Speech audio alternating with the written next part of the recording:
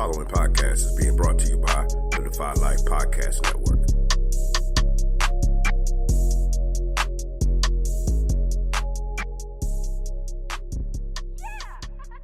Maybe we can still heal you. Why? So you could just lock me up? Nah. Just bury me in the ocean with my ancestors that jumped from the ships. Because they knew death was better than bondage. Oh, you think darkness is your ally? You merely adopted the dark. I was born in it, molded by it. I didn't see the light until I was already a man. By then it was nothing to me but blinding. The shadows betray you because they belong to me. In the hell do you think you are? Okay, it's not working out. I'm gonna need the suit back. For how long? Forever.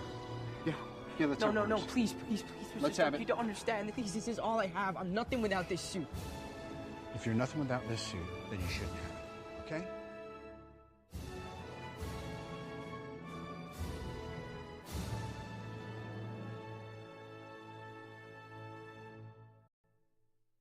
So, Oz, this week we are going to be reviewing Wonder Woman 84, the long-anticipated Wonder Woman 84. And, boy, was it something. But this is not a job that we can do alone. So we brought in some backup. But before we get to the backup, Oz, just Wonder Woman 84. What about it? You sound very enthused about it.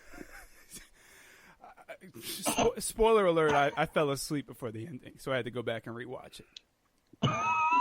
Yeah.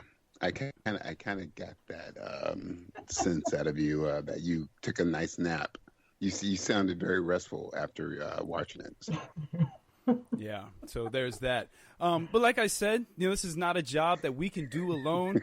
So we had to call in the heavy guns, and we called in the movie man of Defy Life, Movie Man Migs. Welcome back to the show, Migs. Wonder Woman 84. What about it? Gentlemen, thank you for having me on. First of all, Happy New Year, both of you. Appreciate it. Happy New Year. Happy New Year. Okay, so here's my story about Wonder Woman. I've seen that movie, let's see, 2.7 times now. That 0.7. What's up with the 0.7? Yeah, here's He fell asleep at the end too. The first time we saw it, we got an early screening from AMC, so we saw it a week before it actually dropped. I fell asleep, not for too long, but I missed a good 30 minutes. The second time we seen it, we rented the theater out for a family outing, so I watched the whole thing there. Good to go. I wanted to see it one more time in Dolby, so we went a couple days ago when I was telling you about it. That was ill-advised because I was running on about 2 to 3 hours of sleep and I had been up for maybe about 18 hours. So when we got a little comfy in those Dolby seats, yeah, I was I caught some C's. So I watched it. I went to a friend's house yesterday. We watched some of it there, and then I watched it here today again just to have it fresh in my mind. So. Yeah, I mean, I've seen it a few times. It's just those couple times, man. It was staying awake. Oof. Especially the other day, man. Like I said, we probably shouldn't have went to Dolby, but it's all good. Gina stayed awake, so it is a long movie. Thank you, Gina, for staying awake. First of all, and can we do a spoiler alert for the movie? Or no spoilers. Okay. Since we haven't even set the table, we'll do the spoilers when we get to the main course at the end of the show. We are going to, before we set the table, give a ranking of the movie on our famous Take a Knee. Oh, I guess I'll call it famous. We'll say infamous instead, actually. Take a Knee ranking scale. Yeah, but you and Migs are gonna rank it off of the best sleep you ever had. But listen, I did go back and watch it. Like I made it all the way through. I fell asleep right when she like took her golden armor off. you just did a spoiler alert, dude. No, that's in the trailer. When she takes the wings off. Okay. That's the part. That's literally the part where I dozed off. Is when she drops her wings off in the trailer. It's not a spoiler. So when she dropped her wings off, you just dropped your eyelids. I just dropped off too. I needed a Red Bull to get some wings. Hey, hold on, wait, Scott, hold on. Hey, Migs, when did you fall asleep? The first time I fell asleep, like the part where he fell asleep at, that's kind of the part where I woke up at when she was. I was like, oh, like, okay. That's funny. The first time I missed the whole like White House scene. That's the part that I missed. Okay. That whole like 20 minutes there. So yeah. Okay. Now I will say this.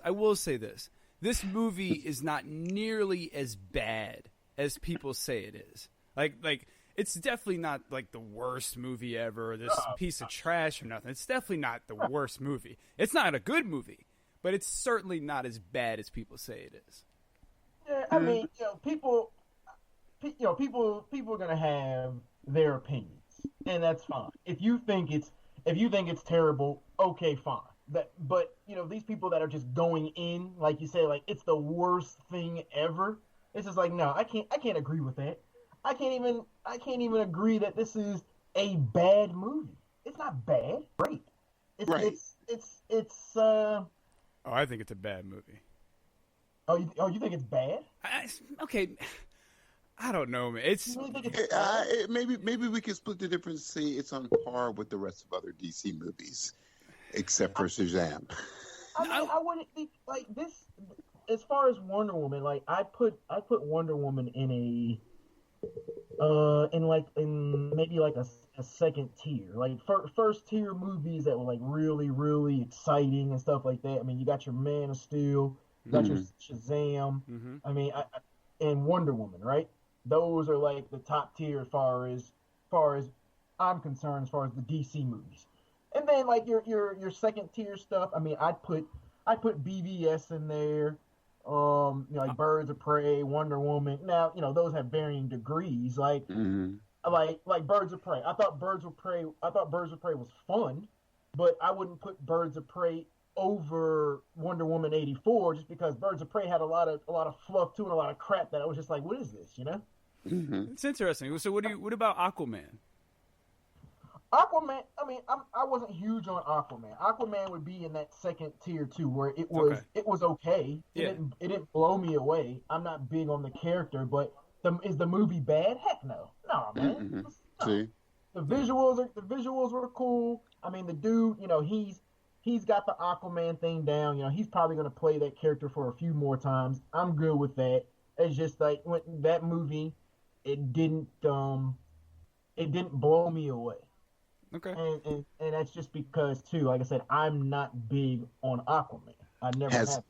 Has any DC movie blown you away? Man of Steel did. Yeah, Man of Steel's great. No, Man of Steel had me emotional. And Like, you could tell they tried to channel a little Man of Steel in Wonder Woman 84. We'll get to that when we get to the spoiler section. But see, Wonder Woman 84 had the emotions. It was more emotional in this one. You got to see it. You see a different side of Wonder Woman than as in the first one where it was kind of more. All right, I'm in a war here, like straight up World War I. So I gotta go hard. This one right here, it was more about compassion and love and stuff. So I'm fine with that. I'm cool with that. No but doubt. that's what she's supposed to encompass. Compassion and love. It's such you got that sense from because her famous line, one of her famous lines from the first movie was, I believe in love. But I will say this, and if it's a spoiler, I apologize. But don't say it then. Don't say it then. Well, I gotta say it. If I hear this guy, that man, music in one more Wonder Woman movie or one more scene with Wonder Woman, I'm gonna go crazy. That whole da na na na na na na na. I like that. I like the Oh music. no! Yeah, I like the music. I like the music, dude. What are you talking about? I loved it. I loved it for the first couple times in the that's first her couple thing. movies, but I'm over it. Nah, hey Migs, I'm with you, man. She got to keep the music. That's her thing. Nope. Yeah, dude, look, the music, nope. her little leg sweep. That's like her little signatures, man. Yeah. She got I signature moves. can't.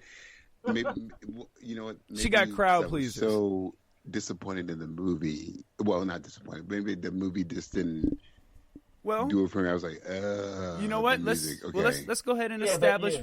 Let's go ahead and establish where we all stand. Before we set the table, let's rank the movie on our ranking scale. Well, we can't set the table until we also talk about food too. So okay, well, let's fine. We'll do that after we rank the movies, though. We got to start at the tippy top with Iris West. The lovely, wonderful Iris West, who thinks she's bigger than her superhero husband. Then after that, we have the MGK. Hey, dude, I feel like every time you say that, you're being a little sarcastic. No. I mean that. I do mean every word when I say the beautiful Iris West. She is a very beautiful woman. But do you mean every word when you say the lovely Iris West, who thinks she's bigger than her superhero husband? Yes, I do mean every word. Yes, I do mean every word that I say. After that, we have the MGK. Okay. His ranking of Eminem's Kill Shot, a solid 6.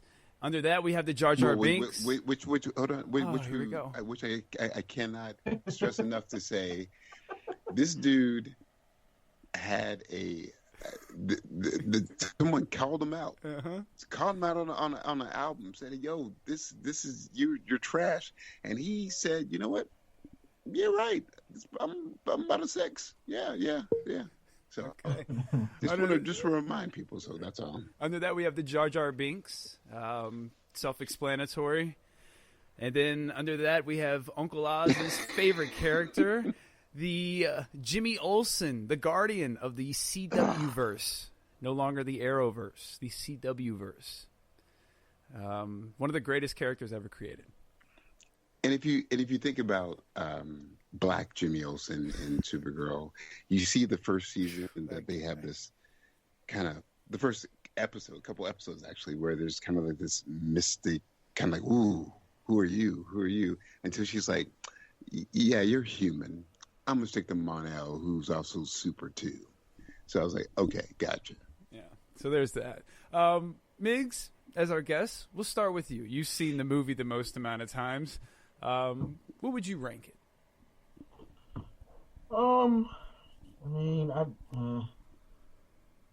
Definitely a MJ. What is it? MJK. MGK. Sorry, MGK. I know. Since he's gone to the pop music now, and he's no longer a rapper after Eminem killed his rap career. I know it's easy to forget him. It stands for Machine Gun Kelly. I think after his pop career.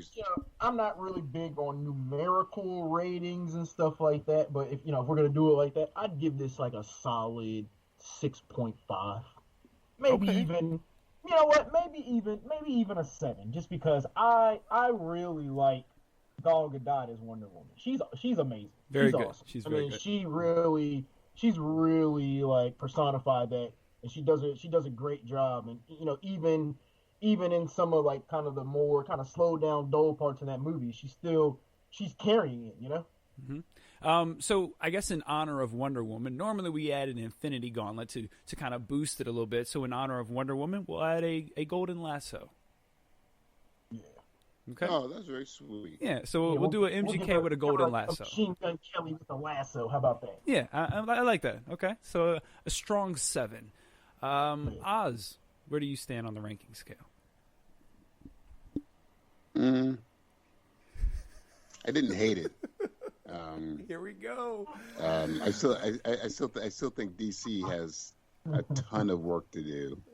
Yes, agree. The main reason I believe DC has a ton of work to do is because they still don't get it. So it's fine. You know what? I'm agree with our very highly intelligent guest, Migs, and go. I'll give him MGK, but I'll put on there. To me, in my heart, it felt like MGK was on that Guardian motorcycle about to go, and maybe a side compartment on the motorcycle had Jar Jar Binks in it, but that, you know, and a motorcycle with a sidecar had Jar Jar Binks. So I'm trying to figure out, like, are we adding or subtracting when we put Jar Jar in the sidecar? Is that like a half a point? Like, what are we doing with the sidecar? If we were to give it a number, I would call it like at a like. Since we're saying MGK is a 6, but that's probably like a 4.2. So that's a Jar Jar. That's a Jar Jar. A Jar Jar's a 4.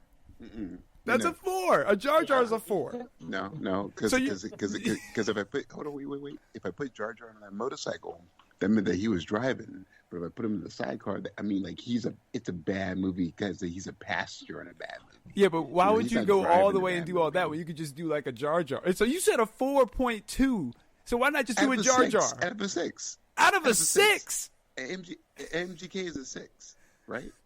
Yeah. Okay, so I ain't saying it's a Jar Jar to me is like a 1, dude. No, the Guardian is a 1. Well, Jar Jar's a 2 then, right? Jar Jar's a 4. You can't just go from a 6 to a 2. I think a Jar man. You can't just go from a 6 to a 2. Bro. Nah, I'm not gonna disrespect that man like that. That man done been through a lot. You gonna put some respect on his name though. Okay, so time out. All right, time out. Yeah, you're not. You don't have to disrespect me because you asked me the question. You want a 30-second or a full timeout? I just need to know how much time I got. Hold on. Regular Scott, you What's did up? not just put me in the corner with my face in the corner Yeah. and told me to sit there for 30 seconds. I right? did tell Baby to go to the Okay, all right. So look, while Baby sits in the corner, allow me to set the table. This is Take a Knee from Marvel vs. DC. I am your host, Regular Scott. I am your host, Regular Scott. Because you know why we disrespectful? Why? You know you're wrong because you didn't even give yourself enough respect to give a score to the movie. So, hey, tighten up. Okay. Hey, look, I know a lot of stuff happened this week, but I need you to buck up, be a man. I'm gonna stick to my thing. I'm still calling it an MGK. What maybe Jar Jar saying, can I hang out with you like on a weekend or something? You know, so. And I'm here with my co-host who is sitting in the corner trying to figure out his math, the comic connoisseur, the mighty Ozzy Kilmonger. Oz, what's going on? What is up, my comic comrades? There it is. And we are joined by the movie man of Defy Life, Movie Man Migs. Migs, plug any and everything you have. Welcome back to the show. Happy New Year's, and it's great to have you. Thank you. Appreciate it, gentlemen. Regular Scott, Uncle Oz. Happy New Year to y'all. Happy New Year to all the listeners. You can find me on Defy Life, of course, in the entertainment section, Movies with Migs. Come check out my written reviews there, and then come check me out on Facebook and Instagram, because that's where all the other fun goes down at. So yeah, make sure you come check me out. I love new followers. I love interaction. I love other movie buffs and fans. So come on through and hang out with me. Yes, and you can also find us on Twitter at Need4MarvelVsDC. That's the number 4. You can email us at Need4MarvelVsDC@GoDefyLife.com. You can find our podcast anywhere you get your podcast: Spreaker, Radio Public, iHeartRadio, Spotify, all those places, and Defy Life Pods. Download, subscribe, leave us a 5-star review. You can also leave us a voicemail, 804-518-6631. We have a Kilmonger conversation and a regular thought. And yes, Oz, you were correct. I did forget to give a score before I set the table. So my score is I'm going to give it a Jar Jar, which is a 4, with the lasso, because I think it's a solid. I think it's a 5. I'll give it a 5. Fine. So that's my score. I give it a 5. I don't think it's a good movie, but it's probably not as bad as I think it is. Maybe I need to just rewatch that ending all the way through. Instead of being a little groggy. I think just the movie overall, it was it was okay. It didn't knock my socks off or nothing like that. But like I said, I like the performances. I was impressed with Wig, even though I wanted to see more of her in that role, and I had some issues with how she looked, but that was cool. Freaking Mando, he was off top. That just made me laugh. That was kind of more comical than anything. I don't know if that was the point of that, but I didn't. I'm not huge on who he played. I know he's more of a Justice League villain, and I know they kind of they changed his powers up a little bit as to what he actually does. But I didn't hate it. I was just kind of like, oh, okay, all right. No doubt. Oz, would you like to do your Killmonger conversation? Or are you still in the corner? Or did we lose Oz? Uh-oh. And no, we did not lose Uncle Oz, but Uncle Oz lost his voice for a minute because his battery died. Yes, as Migs and Scott and regular Scott have fallen asleep at the Wonder Woman movies, I might fall asleep during this podcast. So I woke up. Great. Glad to have you back, Oz. It's great to have you back. Would you like to? Hey, so hold on, real quick. Yeah. So I got Migs and Gina too, because you're on this too, Gina. So I'm so paranoid by regular Scott that he's always trying to like mess with me. When you guys were like, we can't hear regular Uncle Oz, was like, I'm gonna keep talking because I know they're trying to play me again. So I just kept talking until I was like, wait, hold on, that green light ain't working no more. Hold on, wait, that ain't right. So your battery died a while ago. Well, it was. No, I've been wondering why me and Migs have been able to have a conversation without anybody interrupting for a while. I was like, wow, this is going really well. 2021, regular, Uncle Oz is trying to be like, not interrupt so much. This is really nice. Oh, his battery, no, his battery just died. That's all. Oh man. Well, it was good while it lasted. Hey, y'all gonna stop. Y'all gonna stop popping off on Uncle Oz right at the beginning. Hey, thank you, please. Up in here, yeah? Oh man. Well, I mean, listen. All you had to do is just put your battery on the charger. So thank you. I apologize for that. Yeah, no, it's all good. It's all good. Hey, look, we're back. We're all here. We're still here. Let's get to our Killmonger. And you know what? We're stronger than ever too. Yeah, absolutely. Let's go ahead and do our Killmonger conversation. And then we'll take a break. We'll come back with our One's Gotta Go, and then we'll just jump into Wonder Woman 84 because I'm sure there's plenty for us to talk about and dive into. It's gonna be a packed show. We got Movie Man Migs. We got Uncle Oz. He's out the corner. He's fully charged. We're ready to go. Killmonger conversation. Who would you pick? Oh, I'm sorry. This is from our good friend Hawk the Horrible, who last week, as you all know, won a T-shirt. Oz, how's that going? Yes, sir. It is in the works. Yes, sir. Great. Oz? I have all the pertinent information that I need. I'm excited about all this. Yes, I'm sure Hawk is as well. Hawk the Horrible sent us a Killmonger. But I feel like you're not really excited about this. Oh, I can't wait to see how it goes. Hawk the Horrible has sent us a Killmonger conversation and a regular thought. The Killmonger conversation goes as follows. Who would you pick for your video game Avengers/Justice League? And why? Wow. Video game Avengers/Justice League. Wow, like the ultimate crossover. Let's say 4 to 6 people. Like 3-3, or what?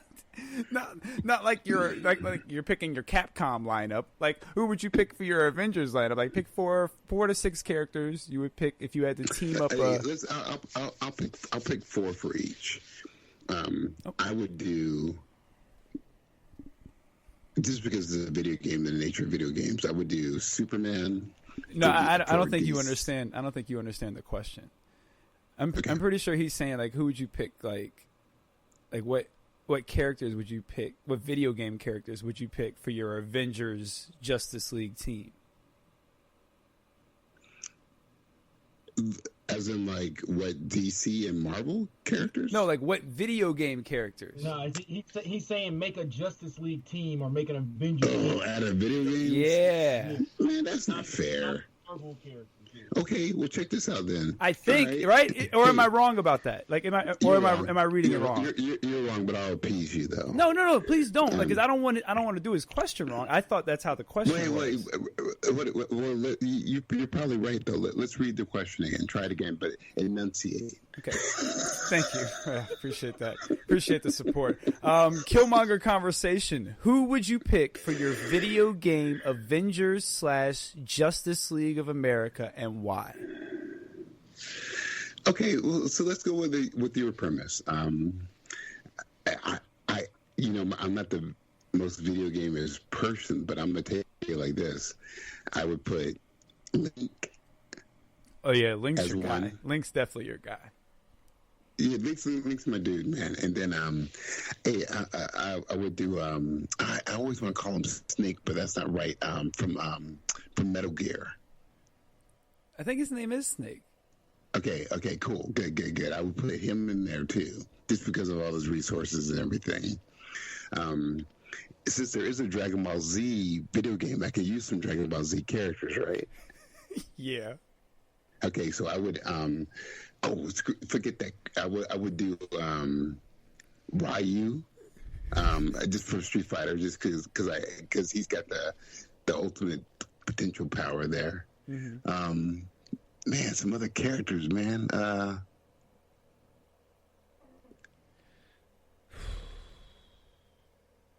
Man, I mean, for an Iron Man, I would put in Master Chief. You know, that's Master Chief's a good pick. Master Chef, yeah. Master Chef. Is that what you said? Chopping things up. Gotta eat good. Master Chief. So I think he would be a good Iron Man kind of substitute. But I need I want a really good Superman heavy hitter from a video game stance. So, Migs, do you have any? Do you have a team off top? Man, I'd have to think. Just thinking about video games and kind of characters. I mean, I'd probably I'd definitely pull a character from DBZ for sure. Maybe Vegeta or maybe Ultimate Gohan. Mm-hmm. Yeah, probably one of my go-to guys. Get some Saiyan in there. Yeah. Maybe somebody from Mortal Kombat. I'd have to think about that. What else we got? What are the fun games? Soul Calibur. Man, I don't know about Caliber. I mean, they used to be my jam though. Oh, I love Soul Calibur. I just on an Avengers. I mean, maybe if you had somebody on the ground, but those guys, they're not. They're more fighters and stuff. They're not exactly like OD kind of Avengers style stuff. You could get the girl from who's basically the Valkynaire. The Falconer character with her sword and shield, I think. Oh, talking about the Lady Link that they have on there? Yeah, yes, exactly. Her team? I think it's like Cassandra or something like that. Yeah, Link, yes. She's pretty tough as a fighter. I like that. I just like those characters. I wouldn't put them on an Avenger style team. They don't really, I don't really see them like that. Maybe that one, maybe the one dude. He's kind of weird, but he's more like a villain anyway. That Boldo dude. I can see him being like a villain. Maybe not an Avenger. I don't know. I mean, I don't know though, because I haven't played video games in like a long time, and when me coming up, it was more, I was more action adventure kind of stuff, or even actually superhero games. So since we're not picking actual superheroes, like I said, I'd have to think about it a little more. Like, where else could I pull some cool people from that not necessarily want to be like just super strong, but a nice well-rounded team. You know, I don't. I'm trying to think because my games, I had a lot of wrestling games, a lot of adventure games, stuff like that. So I mean, like, Migs, I'm so sad. I would be like, put Donkey Kong and Pitfall, the dude from Pitfall, on the Justice League. Okay, cool. You know. Well, a couple characters you could throw out there, like for my team. I definitely agree. I would have to pick a Dragon Ball Z character. I'm going with my guy. He's not the strongest, but he's my guy. I'm always going to pick him. I'm going with Piccolo. And then after Piccolo, I'm going with Akuma from Street Fighter. See, I think that's fair though. But is it fair to put like Dragon Ball Z in there because I could say I'm going with Batman because as long as you have one, long as you. Well, yeah. I mean, but they're not. It's not the Avengers and Justice League. I think that was why he used those two teams, so you couldn't use those characters. Okay. Unless we're reading the question wrong, and Hawk let us know if we are. And then I would also put Mega Man. I would also put Mega Man in there. Since you have actually shared the question with either one of us, you could be totally reading the question wrong. Well, I did share the question with you.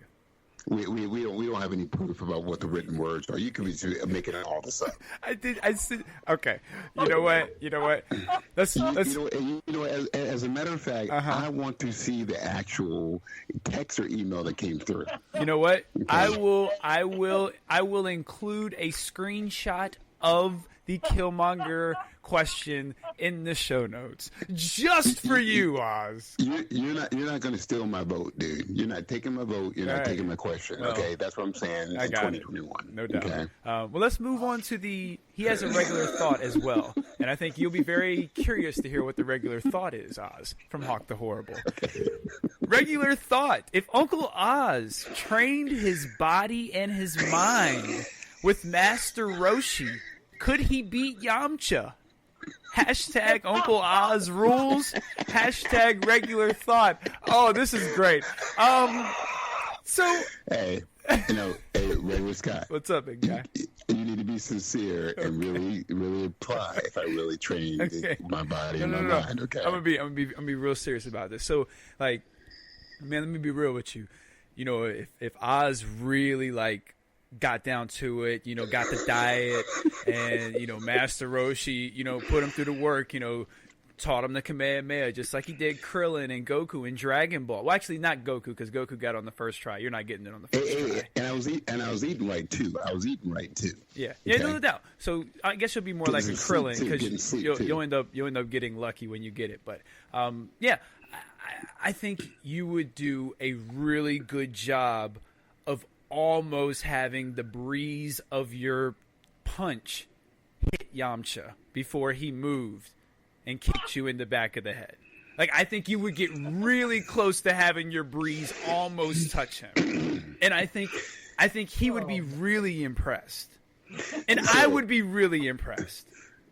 So what you're saying is I would train so hard and so diligent. Right. Working, training my mind and my body. No doubt. Obviously. No doubt.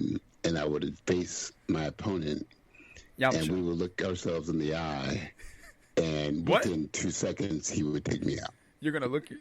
Oh, yeah. Oh, yeah. Okay, that's what you're saying. Okay, that's cool. Oh, yeah. Okay, cool. Oh, yeah. I just want to be clear. You're going to be Yamcha in this situation. Yeah, you're going to get Yamcha. Yeah. I'm getting yammed. Yeah, you're getting yammed. And there's no shame in that.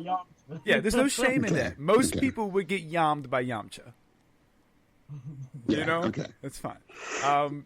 Great question, Hawk. We really appreciate that. Well, I don't... I figure you would appreciate that question, yes. But he gave you a great hashtag, Uncle Oz rules. Oz, why don't you tell everyone where to find you on Twitter?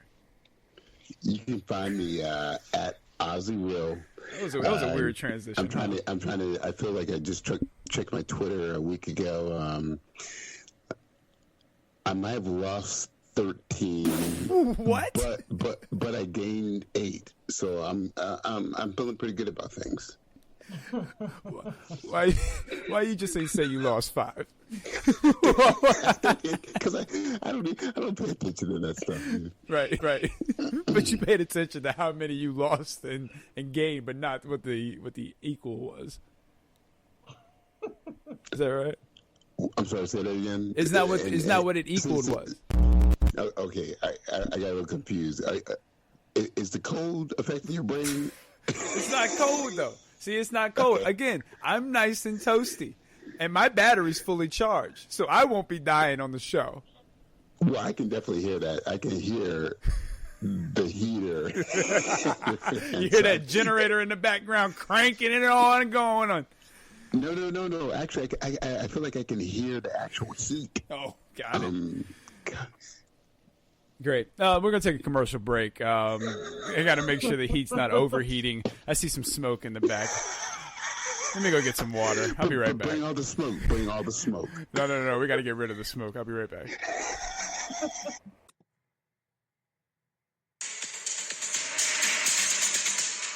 Greetings, henchmen and loyal subjects. I am Evan the Great. I'm JVD. We're your hosts of the Fictional Battle Podcast, Crossover Collision, brought to you by the Villains Demand. If you love hearing in-depth breakdowns of your favorite characters and what they are capable of doing while fighting in random battlegrounds against other fan favorites, then this is the podcast for you. New episodes drop every Friday wherever you listen to your favorite podcast or over on thevillain'sdemand.com.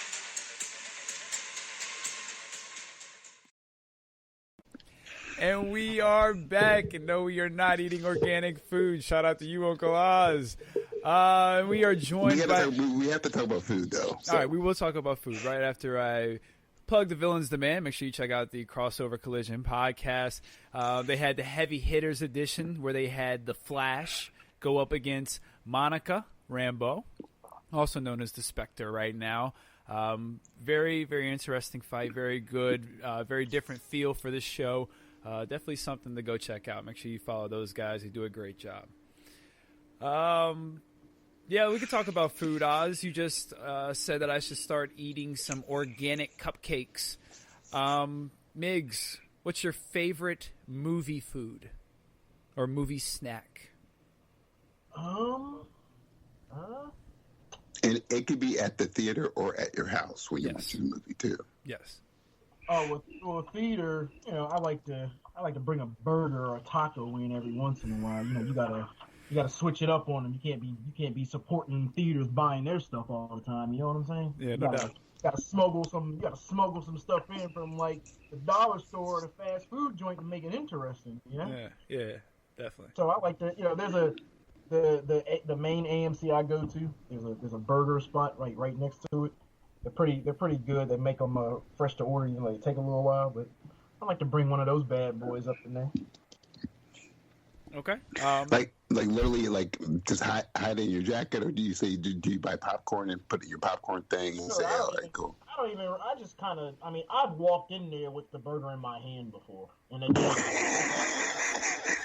Oh yeah, see, I ain't that brave. But membership has its privileges. Yeah, at this point, they don't even care. And plus, there's not a lot of people going to the theater now anyway. Oh, yeah, that's true. They don't have a lot of people checking stuff, so they're just kind of like, They're like, thanks for coming. What's that? Migs, they're like, thanks for coming. Yeah, because we're up there a lot because I have AMC A-list, and then plus, from the screenings when those were happening, so they're just like, oh, okay, yeah, this guy, hey, what's going on? The manager knows us. Yes. Oz, what's your favorite movie food or movie snack? I'm always a popcorn and, well, that's not true. Hot buttered popcorn and M&Ms at the movie theater. And, if I'm at home, especially in light of COVID recently, my go-to, which is pretty sad, is my beer. And that's your go-to snack is your beer? No, I told you it's sad. Like it's my beer, and I'll alternate between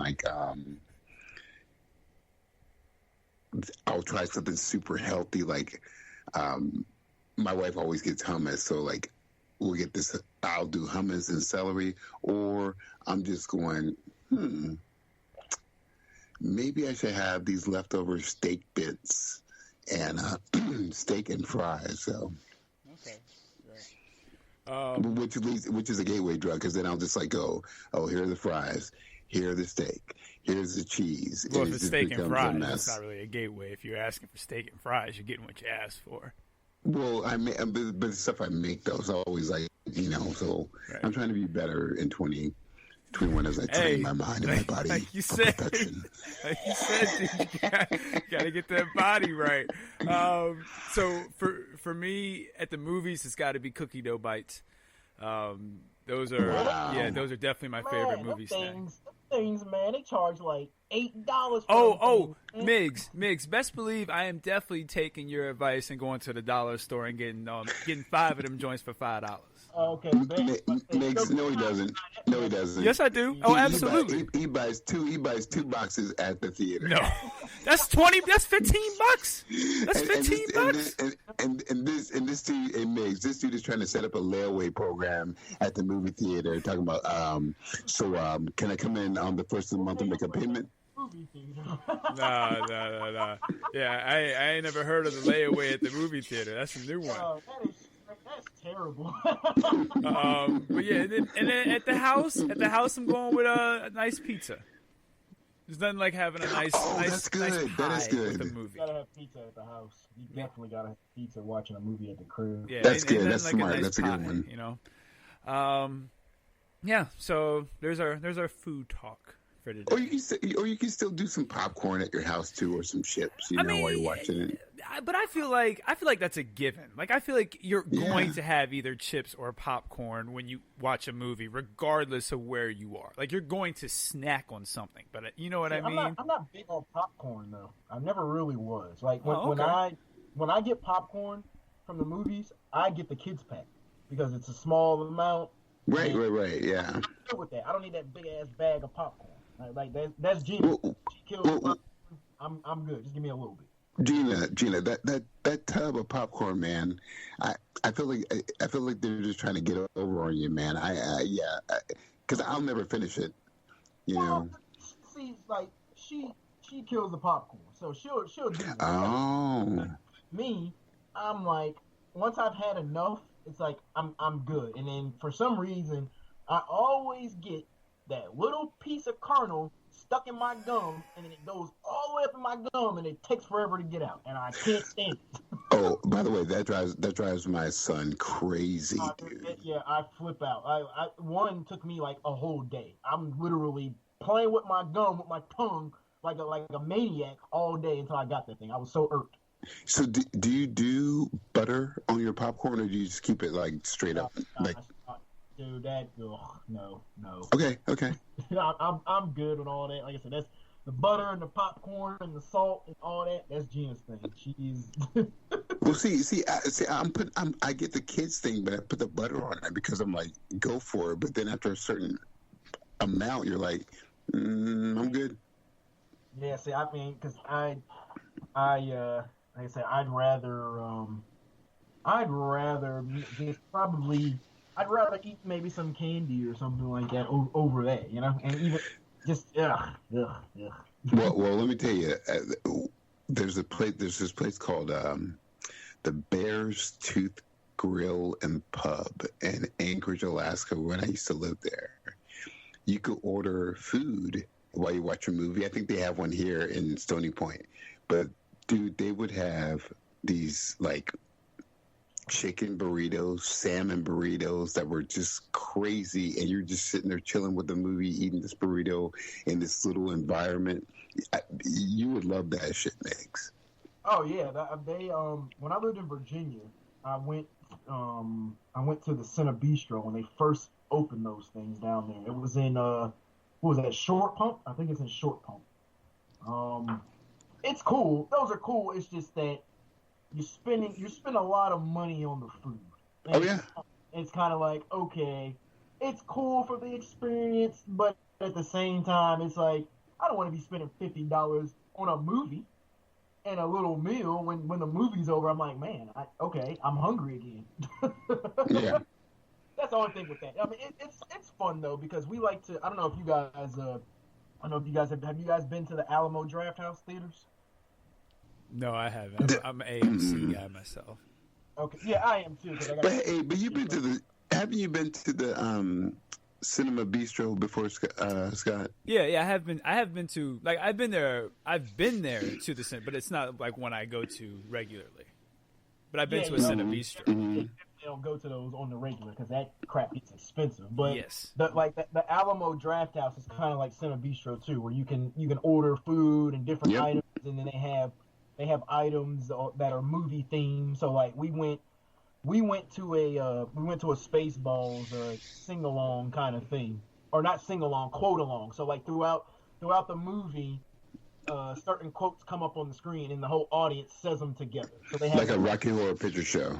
Yeah. So events like that, but they had Spaceball themed food and drinks and stuff. So we got festive and ordered that. It was cool, but like I said, it's not something that you do all the time because them tickets would get expensive. Yeah, definitely. They don't have subscription services like AMC. I'm being brought alcohol, people, just to letting y'all know. Shot break. Hang on a second, y'all proceed. Ain't nothing wrong with that. So one's got to go, and then we're wrapping up with the rest of the show with Wonder Woman 84. Can I tell y'all something real quick? Go ahead. I got one.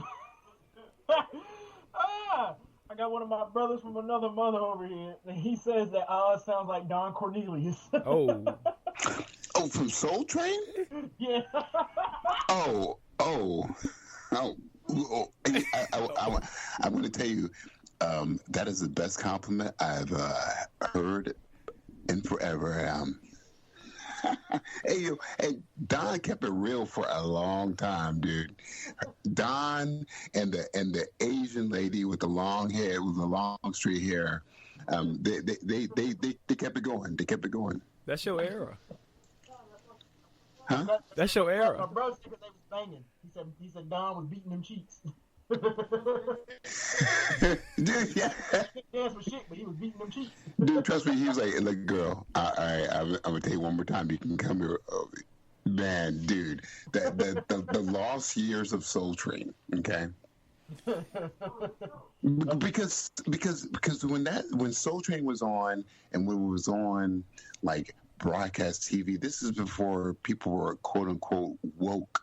So if you by chance were white and watching this or any other like nationality, you were just like, this shit is crazy. But then if you're black, you're also like, this shit is crazy. They're airing our shit. They're airing our shit on. So it was a wild time, dude, because they were trying like juxtapose these two worlds we live in by going, we'll do American Bandstand and then we'll do Soul Train. So it's stupid, dude. A large part of the population was not ready for Soul Train. Migs, as history and as present day will tell us, yes, you are correct. They wasn't ready for that, boy. That was too much. That was too much. That was too Negro-centric. And when Soul Train started airing on national TV, a young Donald Trump said, "I have a plan." Well, I can tell you this: when this conversation started, I certainly didn't see this coming. So we went from cookie dough bites to Uncle Oz and the cheeks of Don Cornelius. Well, because Don was like at least 6'7". You are not 6'7". No. And I'm nowhere. And by the way, I'm nowhere near Don Cornelius, but he was 6'7". It kind of, whenever he would talk to the musical guests, please watch the reruns of it. He would he would be lurking over him because he was so taller than, you know, and he'd be like, hey, he was looking like a real goon. Well, he couldn't help it. Also, the other part of it was like, he was like, I'm just as rich as you are, if not richer, but I'm going to interview you to the people. So, it's cool. It was surreal, dude. Right. It was very surreal. I think Don Cornelius has had enough time on Take a Knee from Marvel vs. DC. Well, yeah, but you still look, dude. You had like entertainment from the music. You had graffiti. Yeah. You know, back in the day, which is like it was surreal to a lot of people, and it was like broadcast to like Americans. I got it. You're really that made your day, huh, Oz? Well, that made your day. Dude. Yeah, I think that made his day. Yeah, I think that was the get me up you needed. No, hey, listen. Let's be for real. Okay. In 2021, it did not make my day. That's silly. Kind of made my year for right now. Right, touche. Hey, I ain't mad at that. I ain't mad at that at all. We'll have the Soul Train discussion another time. Yeah. One's got to go. I posted this in our. So wait. So we're supposed to talk about Wonder Woman in 1984, her being on Soul Train, right? Yes. Now, if they would have pulled that off, that would have been impressive. That would have been impressive if they would have pulled that off. One's got to go. This was in our Facebook group, with which Uncle Oz, you're not a part of for some reason. I don't know why. But Migs. Hey, wait. What's this Facebook? Do you have a MySpace group? Yeah, we got a MySpace group. Cool. One's got to go. It's the Batman edition. I put the 4 Batmans up. We got some good feedback on that, so I'll leave it up to y'all. One of these Batmen has to go. Michael Keaton's Batman, Ben Affleck's Batman, Whoa. Christian Bale's Batman. Whoa. Christian Bale's Batman, and Kevin Conroy's Batman. Are y'all trying to get like all dirty, man? Y'all didn't even see Adam West, man. Y'all trying to like get ruthless. Well, we've already answered the question in the Facebook group, Oz. So, what's your answer? Well, apparently it's Uncle Oz a day late and $1 short once again. So, well, that's okay. One's got to go from those guys. Man. You said Kevin, Michael, Ben, and who else? And Christian. Ooh. Make sure you follow us on Facebook. Join the Facebook group at Take a Knee from Marvel vs. DC. Michael Keaton? I said it. Wow. Getting rid of Michael Keaton. Man, because I heard that. This is like, what? Hey, Regular Scott, without saying what the fuck, yeah. the tone in the that. The tone was killer in that right there. If we had video live on that, the face would have just been like, wait. Did you just say that out your mouth? Oh man, you were getting rid of Keaton. I didn't see that coming. So because, dude, man, I really feel like Ben has a lot of potential for Batman, but they're not going to use him anymore. It's fine, and I like Christian Bale's Batman a lot. I think he put a lot of effort into that, and it shows.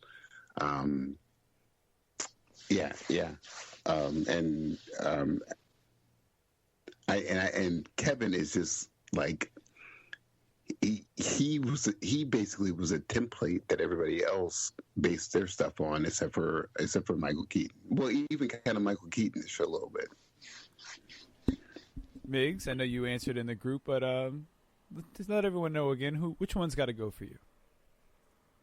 So I said Affleck, and not because I know. Yes. Because I don't like him, because I really do, and I thought he was a great Bruce Wayne, and I liked his Batman. But just considering the other ones and actually what's going on with Affleck, and they're saying he might not be back anyway, and then plus his movie got scrapped, which that kind of ticked me off because I really, really wanted to see him and Matt Reeves together as opposed to the Robert Pattinson thing, which I still want to see that. But when they said that the Matt Reeves and the Ben Affleck thing wasn't on anymore, I was just kind of like, I was a little bit salty over that. But yeah, I mean, I'm not getting rid of Michael Keaton because that's that was the first Batman live action movie I saw, and that completely I was like, whoa, like that was crazy. Not getting rid of Conroy because that's definitive Batman. He is the best Batman out of all of them. Ever. Yes, the best. Heart and soul, by the way. Yeah, and then with Christian Bale, I don't think he was fantastic, but Batman Begins is fantastic. Yes.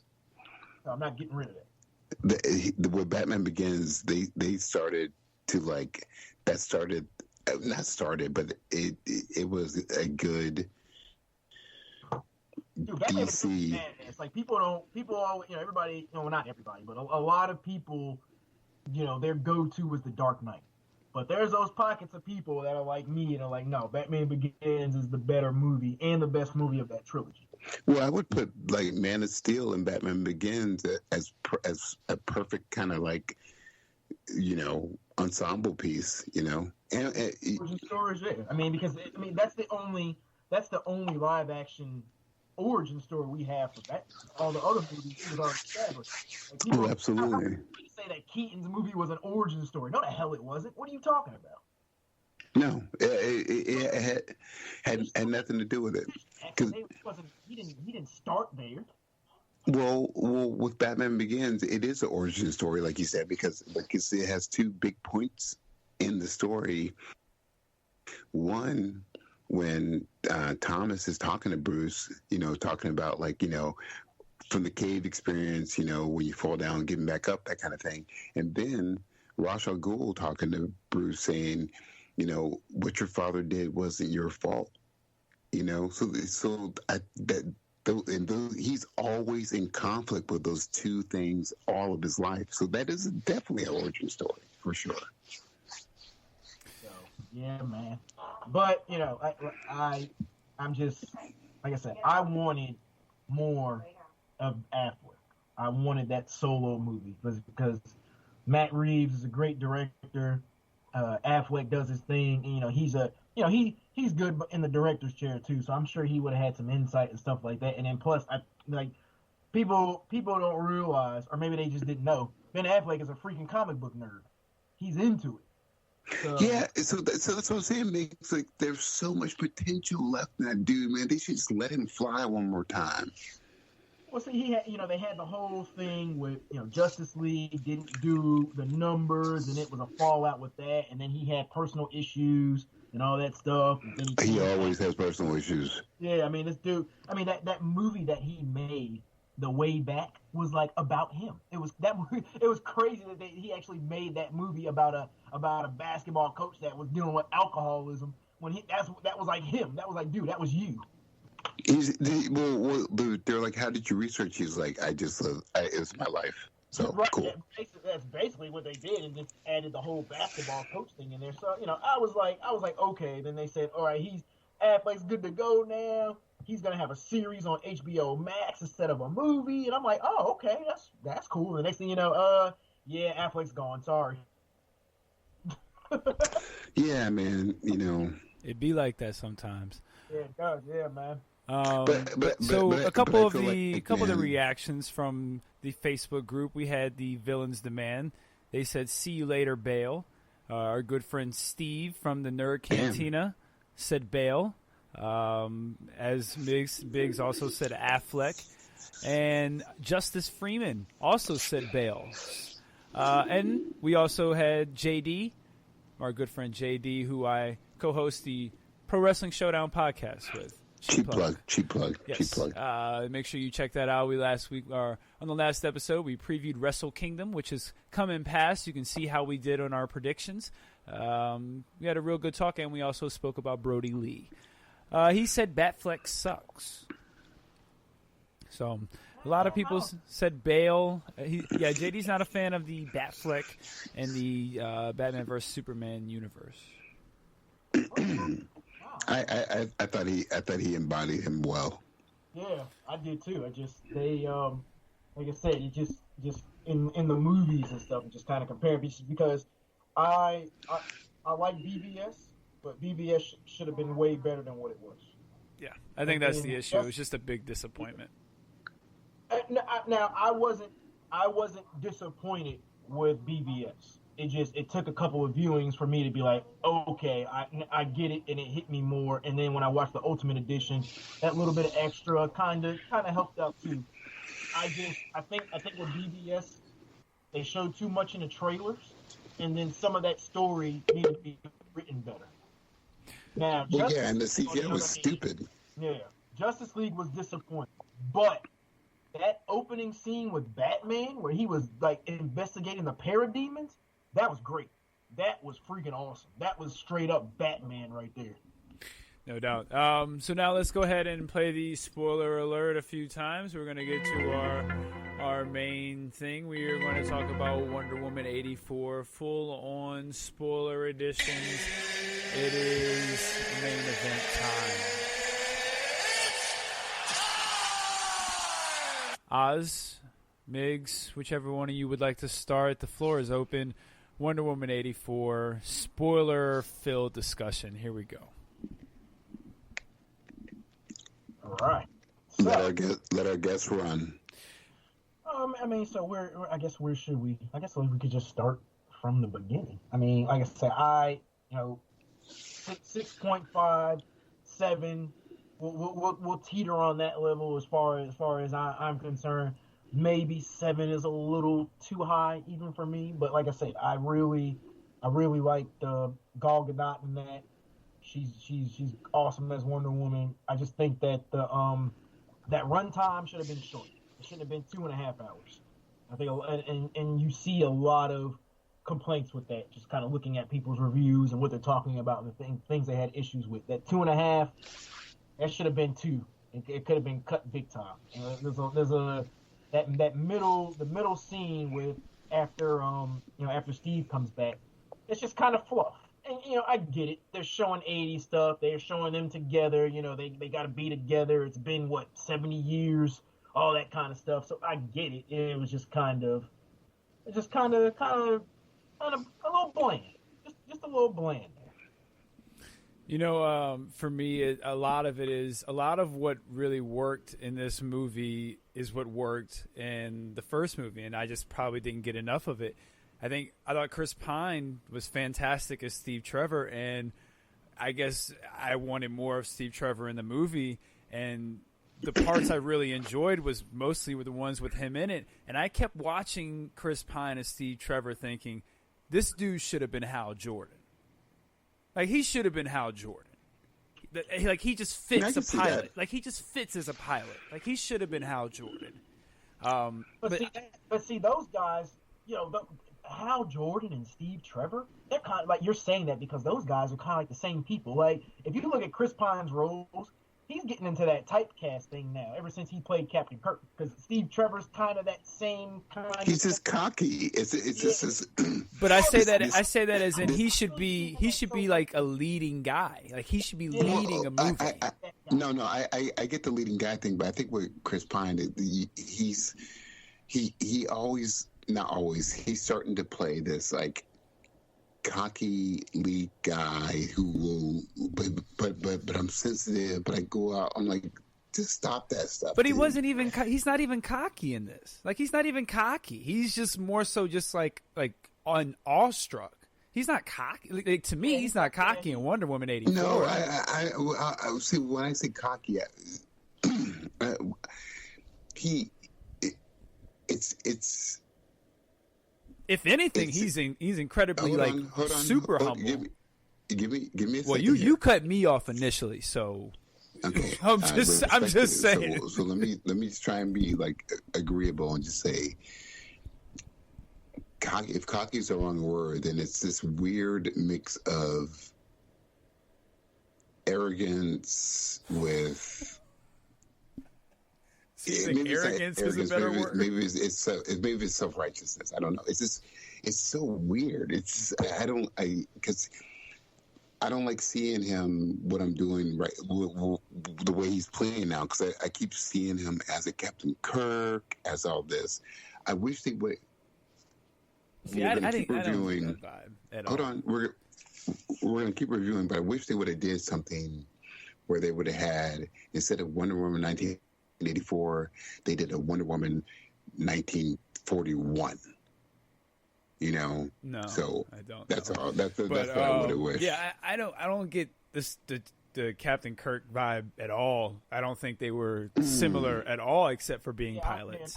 Not, I mean, because like Steve Trevor in itself, outside of Chris Pine, cocky, yes. In the comics, in the animation, yes. But Chris Pine playing him was not cocky, not in '84 or in the original. Mm-mm. Now him as Captain Kirk, super cocky. But Steve Trevor's not that cocky in the comics, though. You know, he is kind of. I mean, he's kind of a dick. I think in the animated things. In the comics, or in the animation at least. Right, but in the comics he's not. You know, he's actually like what he's supposed to be, the human liaison, the male liaison to her, to this world. Yeah. You know, yeah. So that's what it is. So, but so when I see Chris Pine in this movie, when I see him in Star Trek, when I see him in that, when I see him in the Harry Cavill movie, where it's the same thing for me. He plays the same character to me. He is slowly turning into a Ryan Reynolds dude. What Henry Cavill movie? Maybe it's not. But it's where he's a secret agent. Oh no, you're talking Tom Clancy. Tom Hardy. Tom Hardy. It's Tom Hardy, right? Is that right? Tom Hardy. No, you're talking the boyfriend. Yeah, thing, Tom right? Hardy War, where they're fighting over Reese Witherspoon. Thank you. Yeah. Okay, I thought you were talking about the Jack Ryan Tom Clancy thing, because he did play. Oh yeah, he did do that too. That's War. Right. That's a good call, Migs. He did do that. Jack Ryan. Yeah, I forgot about that. So he's just turned into Ryan Reynolds to me. It's just me. But he's that's all. I think you typecasting that man a little too hard. Yeah, that's a little bit.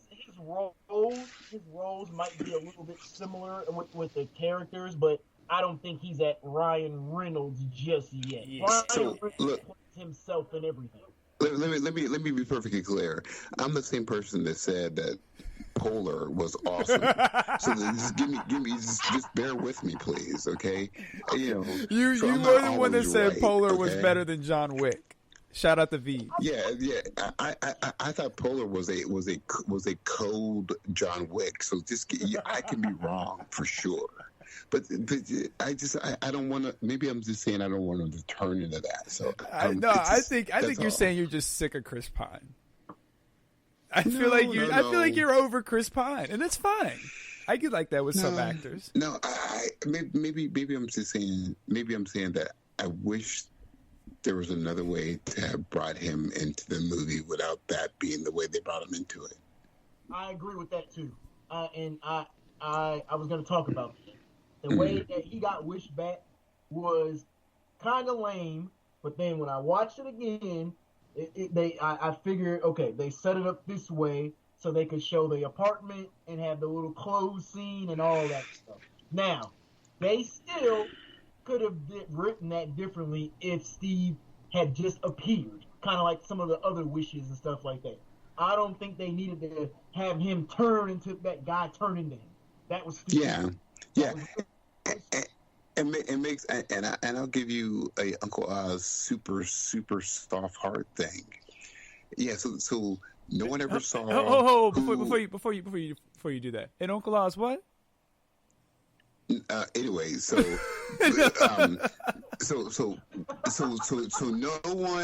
one in 1984 ever saw her. Let's just be for real. No one ever saw her do deeds, but she's doing all these deeds from like World War I to 1984, but she's doing all this stuff, right? So she's never seen. So Steve Trevor's never seen. So all this stuff is just really about her and her environment, because no one else knows who Steve Trevor is. But man, they could have been a bit more creative about what they did. You know? Yeah, Agreed. Yeah. Yeah, that was just one of the big bummers to me about that. I was like, okay. It felt kind of that whole scene with Steve and the clothes and the looking at stuff and taking them out. It felt kind of sitcomish. It had a very Amazing Spider-Man 2 vibe to it. Makes 84 sitcomish.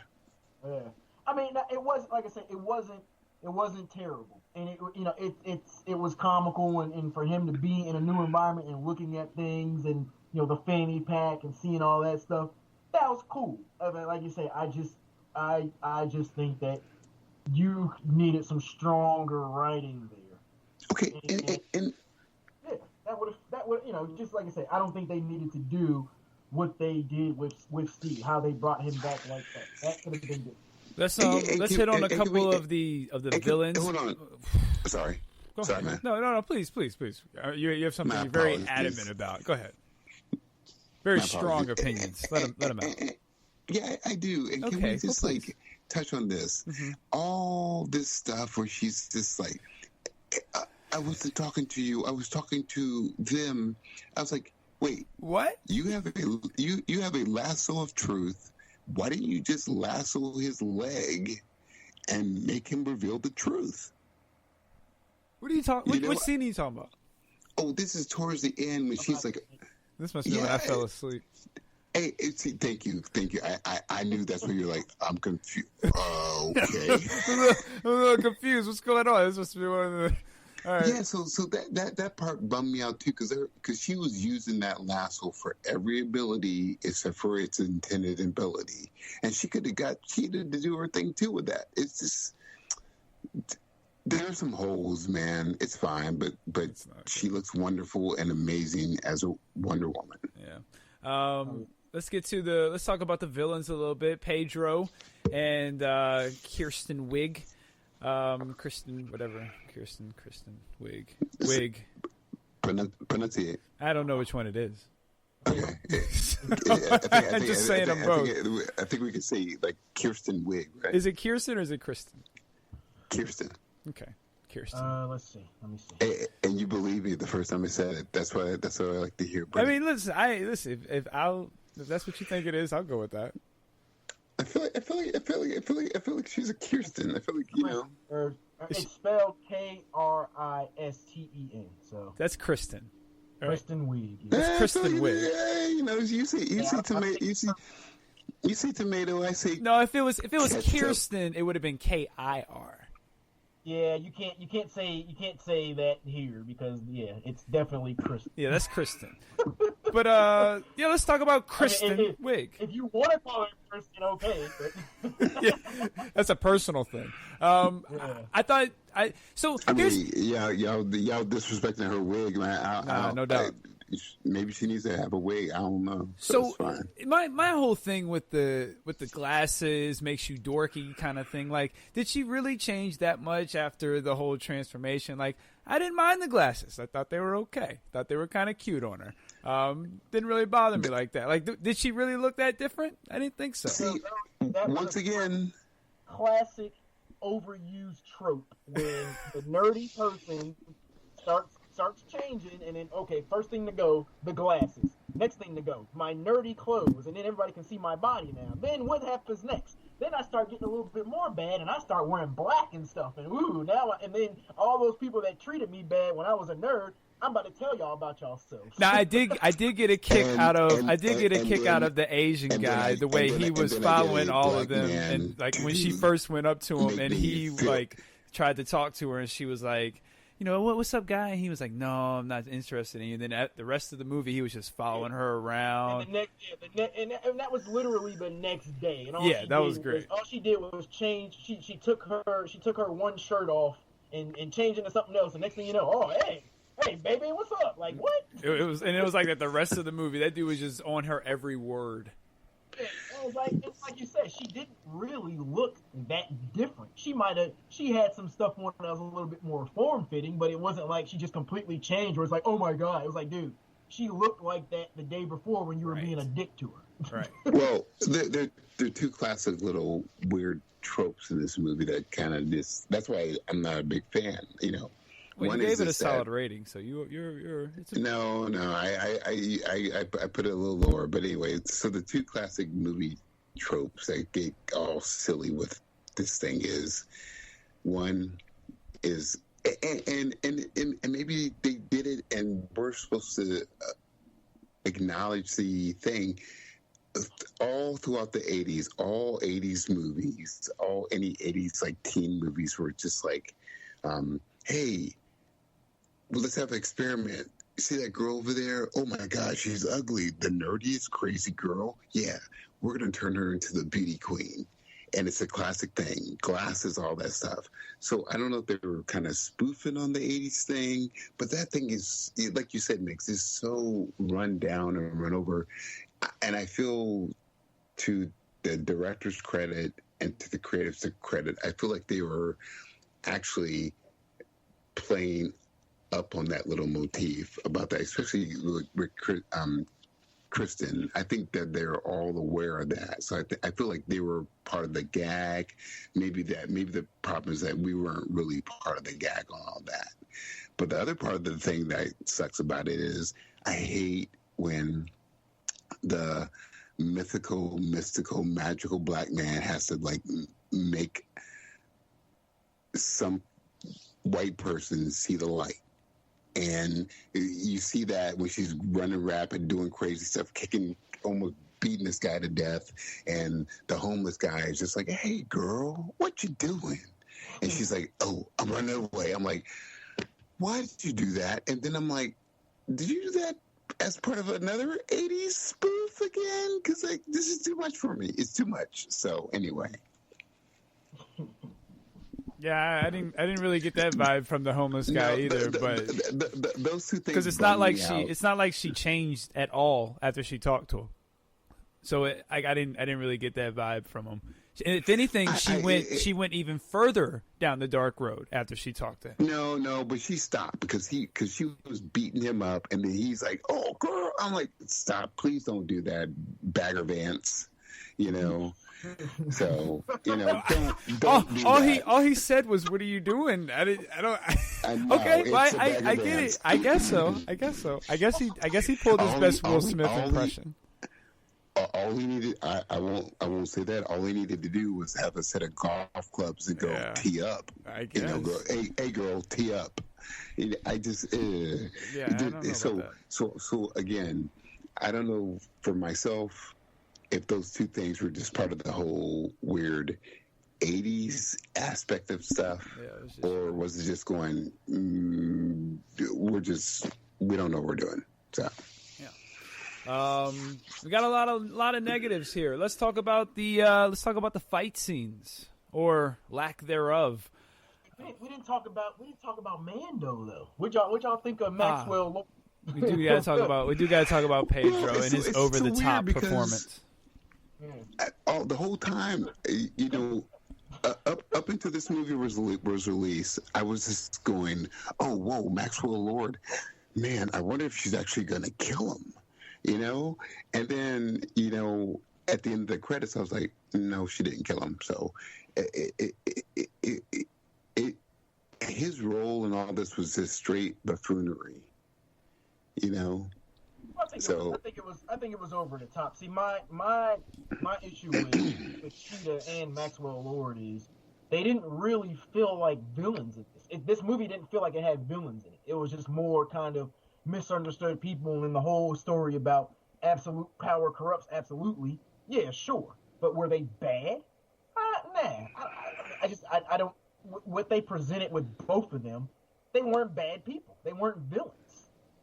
Shit just got out of hand, Well, maybe the point was to say that how power will turn ordinary people into like monsters, I guess. But it's yeah.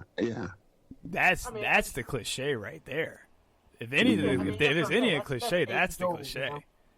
Yeah, any movie that has that where somebody didn't have power and then they got a whole bunch of it or they got unlimited, they're probably gonna be bad. And then either they're gonna stay bad or they're gonna realize the errors of their ways and turn around. So you don't really like you said, that's a common thing we've seen across movies and stuff like that. So it was just kind of like, all right, where's the actual villains at? And then plus, with DC too, the DCEU movies, they don't do a great job with the villains just in general, just across. Absolutely, yeah. The villains are not. Like who's your best villain? Probably Zod. Yeah, Zod was, but what DC does, they literally say. I thought Ocean Master was a really good villain. Well. Okay. Oh, hey, I thought Ocean Master was solid. Regular Scott, that was good. See, yes. I like Zod and I like Dr. Thaddeus. I think those two are the most kind of compelling, and you can kind of they have a little bit more going for them, a little bit more meat in their stories and stuff like that. But yeah, Ocean Master's cool too. He wasn't the dude who plays him. I like that guy. That's the dude from The Conjuring. Patrick Wilson. Mm-hmm. Yeah. Yeah, Patrick Wilson's been in a lot of good stuff. But yeah, so man,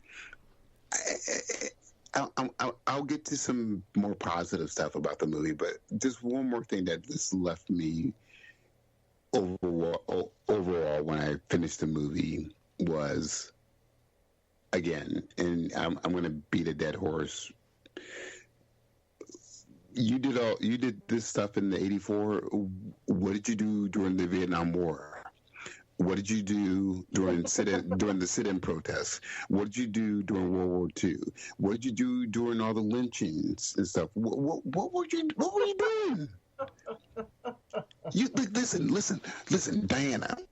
Man, Steve was cool, dude, but you're like 400 years old, man. Like, you should be getting over this.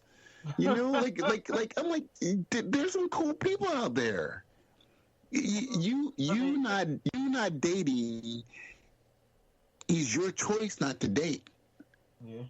You can.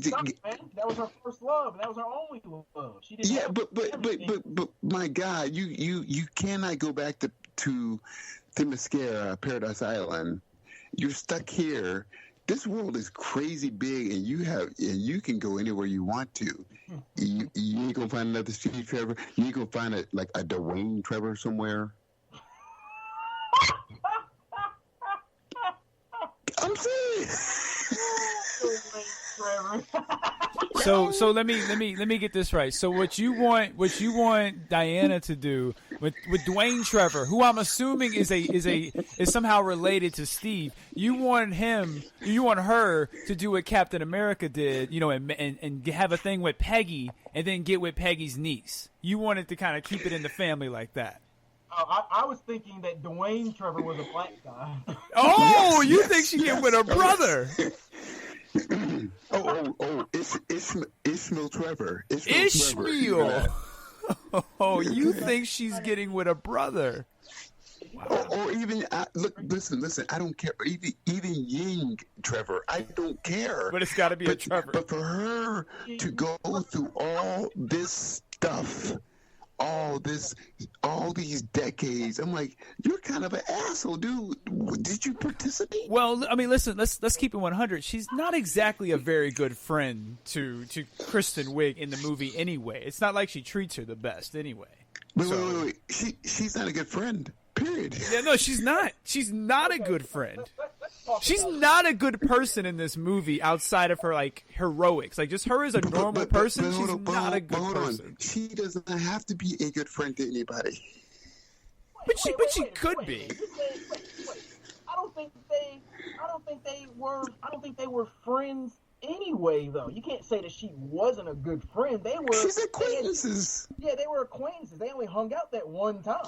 She knew. Friends with somebody hanging out one time. She knew. She saw how Kristen Wiig. Regular Scott is projecting right now. No, but she saw how Kristen Wiig was hanging on to every word she said, and she knew if she told her to go look into that, she was going to go hard because she asked her to, and how she admired her. She knew that, and she took advantage of that.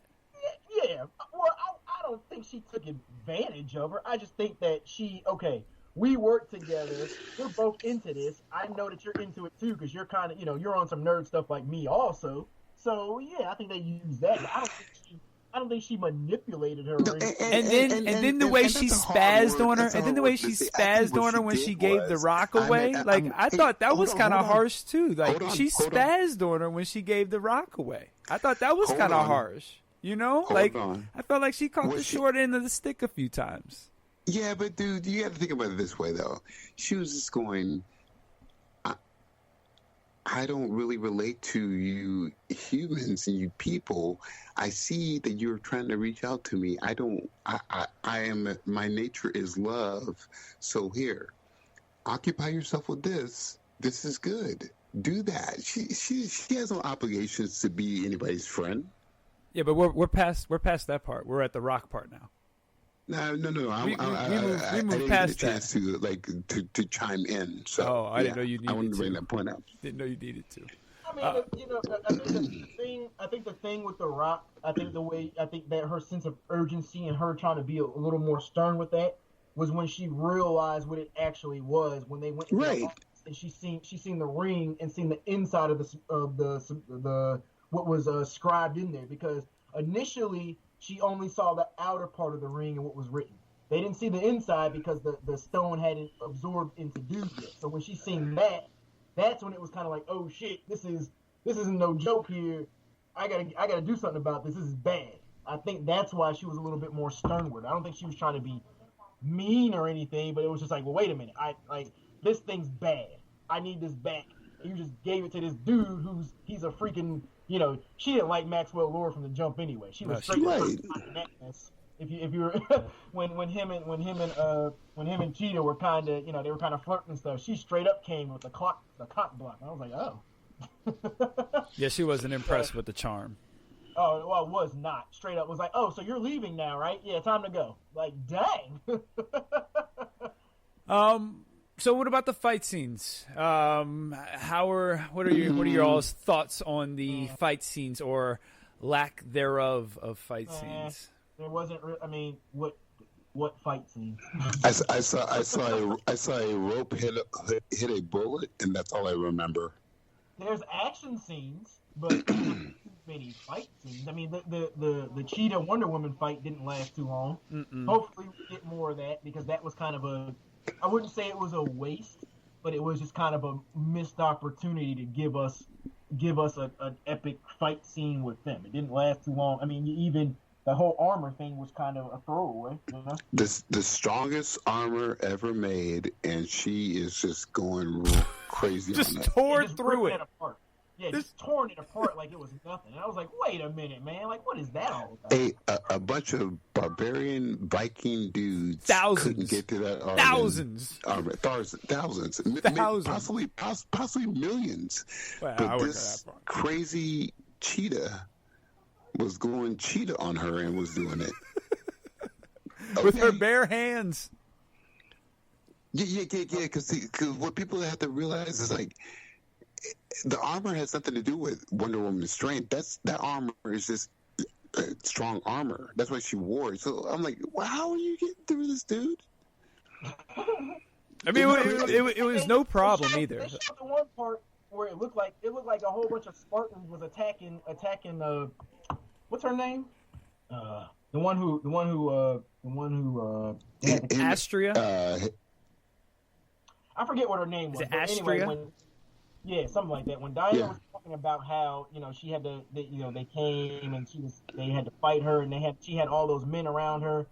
Man, you had a whole crew of people just beating on you, and it was fine. You were holding them off. And then, like you said, now you got Cheetah, and she's just kind of, she's just pulling your armor apart with ease. And it was like, wait a minute, what's happening here? Okay, so here's my thing about story writing, okay, and storytelling and all this. So, this woman fought off all these men to let you guys get free in her armor. When and how did you exactly get that armor back? Well, I think I don't think they ever said anything about them like taking the armor or anything like that. She just I'm like, how did you? That's a whole other story. How did you all ever retrieve that armor? Nobody knows. basically, when I finished watching that movie, I had too many questions about what's going on. Okay, so side note from Gina, which she's correct. They did explain that she went looking for Asteria. That's what her name was, and then she only found the armor. I forgot. Ah, okay. Yeah, Thank you. They did say she was searching for her, and she never found it. Oh, so maybe she said, "Fuck y'all, I'm out. I found in all this fighting, I found a dude who I love." So I do have an interesting little question for y'all. At the beginning of the movie, we had the big race that the child Diana lost because they were told her it wasn't her time and she cheated. A black Amazon won the race. I wonder if that is Nubia. Could be, but I doubt that will get explored. But maybe. I just think that's an easy way for them to go back to it and be like, that's Nubia. Yeah, that's easy, but they have a harder time explaining. That was not really a very diverse crowd in that audience. Where did she come from, right? Where did Nubia come from? And where's the rest of Nubia's family? Yo, Nubia got a scholarship to go to Themyscira, and she got a full ride as a minority discount. She got a full ride, and all the other girls who she beat were like, oh, reverse discrimination, but yo, that was crazy. I was like, can y'all please? This is weird here. And then it got weird. I was like, wait, y'all got one black woman and a child in this? Okay, cool. Okay. Well, they did that. They did that in the first one where they had a black Amazon is kind of one of the strongest ones, if you remember the trainer. Yes. Yeah, that might be Nubia too. That might be Nubia too. She even when Diana did when she figured out that her wristbands had when she knocked old girl back, even the little warrior chick looked at her with the head nod, was like, oh, that's what's up. Yeah. Steppenwolf was like, they were like, yo, you got to fight Steppenwolf. We can't handle it. She's like, I don't want to fight Steppenwolf. So any other highlights or disappointments that you want to bring up about Wonder Woman 84? I really, for me, just besides Steve Trevor, obviously everybody's talked about how good Gal was, so I won't talk about that anymore. She was great as Wonder Woman, and Chris Pine was great. Yeah. But besides that, I don't really have a lot to say about the movie. It was just there. Wait, I got a question, because I should have rewatched the movie as many times as you all did. I only rewatched that last 5 minutes I fell asleep for. Yeah, I'm pretty sure. I'm willing to bet you just rewatched the last 30 seconds of it. But the after credit scene. After credit scene too. Was there an invisible jet in this one? Oh yeah. Definitely. Oh, actually, let's talk about the invisible jet and her being able to. Now, let me ask you, Oz, because you're the comic connoisseur. You should know this question. Does she have the ability to just make things invisible whenever she wants? See, from the comic to the TV show, but let's base it off of the comics. It was always this kind of like part of the bracelets and part of the metalworking that they do. They have all this hidden technology, So it's so weird, man. So that's a no. That part I didn't like. I didn't like that part. I've never ever seen that ever where she did it herself. No, me either. No, it's always been there. No, it's just been invisible. It's been like right. like a cheeky joke. It's invisible, or like in Crisis on 2 Earth, how they explained it. She stole that dude's jet that was stealth, and that was hers now. That's how they explained it. They didn't. She's over here in Wonder Woman 84. She was like generating a freaking Hadouken. Yeah, I'm like, yo, when did you? How do you do that? And then she said her dad. Didn't she say her dad did it to a whole island? 1,000 years ago. Let me whip it up real quick. Like yeah, what? Yeah, come on, man. Well, then I'm like, why don't you make your house invisible? Why don't you make your clothes invisible? Well, to be fair, she did say she lost a coffee cup, so. Yeah, but dude, I'm like, man, thank you for making another stupid. Wonder Woman's Invisible Jet brought to you by the makers of Tenet. Yeah, wasn't a fan of the Invisible Jet. Speaking of that, and another thing, her whole like the things she was doing with the lasso. Like, is the lasso this just like, can the lasso just do whatever? Like, is it like her mind controlling it? Like, how does she catch a bullet with it? Let's get back to the point again. Did all this stuff with the lasso except for do the lasso of truth. and the lasso was like, oh, hey, Diana, the lasso of truth, that's still in your closet. This is the lasso of doing anything. Another question I have for the comic connoisseur and Migs as well, if you all know, because I've never seen this before.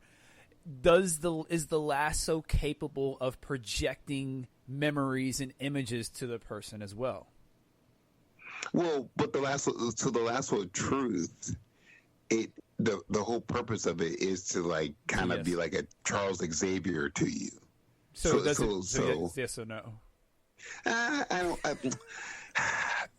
will see. It's not yes or no, because I will say this: if Diana has a lasso on a person and is asking the person to tell the truth, and other people are touching the lasso too, I think that it can project that.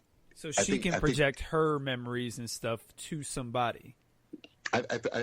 Yes, as long as that's the whole point. If she is holding the lasso to another person, she can see what that person's saying and doing. So if other people are touching it too, it should be that way. No. I'm saying she can make her memories go to the person. Oh, she can be like, as in project her memories to the person. Is that something the lasso? I've never seen the lasso do that. I will tell you this. In theory, if she can get memories from a person, it should be able to work that way, depending on how strong that other person is. Nah, that was a stretch for the movie. Trust me. That's what I thought too. Well, but I could see how if she were to like put that on Superman or even Martian Manhunter, that she could get them to project memories back. But I could definitely see Martian Manhunter. I could definitely see that because that's his thing. See? But that's his thing too, though. Well, he's a telepath. But that's what I'm saying. Yeah, that's like his whole thing too. Okay. But again, I just. Why have Maxwell Lord there if you're not going to have him be who he was? Why not? Why aren't you having him snap his neck and that be the reason that she disappears? That's the whole thing, dude. I was at least going, that's why you didn't see her for a while. Well, it's just the easy reason for her to disappear, until BVS, which is what she said, that she was gone. And that's the reason that she's gone. She snaps his neck and she's like, I can't do this anymore. She's gone. Totally. Yes. Another neck snapping episode after Man of Steel. We had to hear about that mess for about 2 or 3 years after the fact. That's true. No, you're right, Migs, but this is canon. Like, that's canon, though. You know what I'm saying? Like, that's in the comics. That is the whole thing. Look at the end, though. It wasn't about that.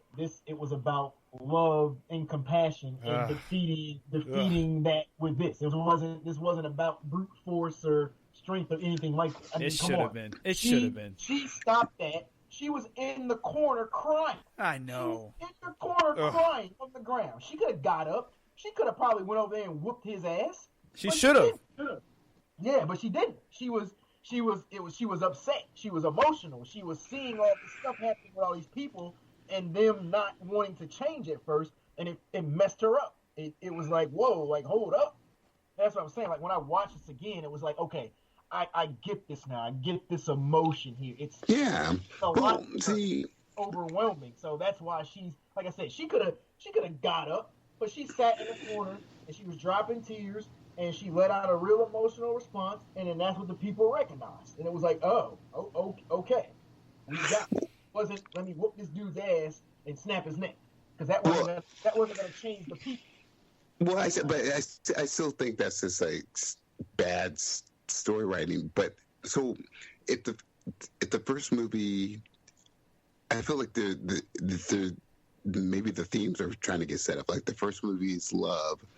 This one, if it's not compassion, it's actually truth, because people had to face the truth about themselves, either her as a young girl, to her with Steve, to Cheetah, to Maxwell. So truth, and I wonder what the next movie is going to be. Maybe that one is about justice or compassion.